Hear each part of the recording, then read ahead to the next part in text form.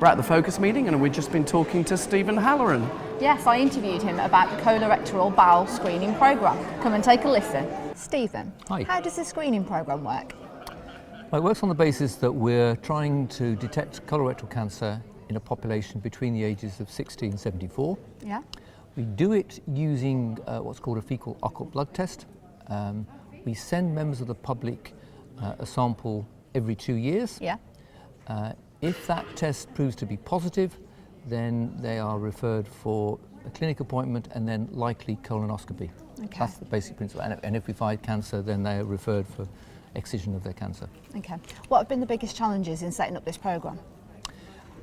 A number of challenges, organisation primarily, but one of the critical issues about colorectal cancer screening is that you want to get the quality of the colonoscopy right. Yeah. It needs to be particularly good, because these are people who have not got symptoms, and the last thing you want to do is to result in them having a poor quality colonoscopy and being put at danger.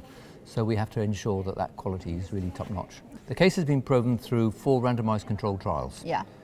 So there's unequivocal evidence that for people who do the test, you can reduce the mortality in that population by around about 24%. Yeah. So it's very clear, probably better evidence than any other. So at the moment we use a guaiac test. Okay. A guaiac test has been around for years and years, invented in 1860s, using a compound called guaiac. Yeah. And guaiac is an extract from a tree called Lignum vitae. Okay. Lignum vitae meaning tree of life, and it's called tree of life because the extract that we use used to be used for treating syphilis. Okay. Except it has absolutely no beneficial effect whatsoever.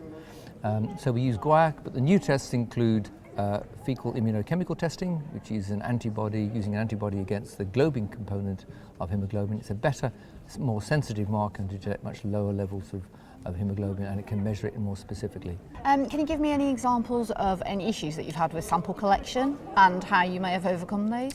Well, I mean, it's certainly true that the public find that collection of samples difficult. That's understandable. Most people do it very, very well. Other people do have difficulties. There are people who are constipated, and because they're constipated, they can't provide the 3 samples in sequential days, and it can take several weeks before that can be sorted out. Yeah. So that's a difficult situation.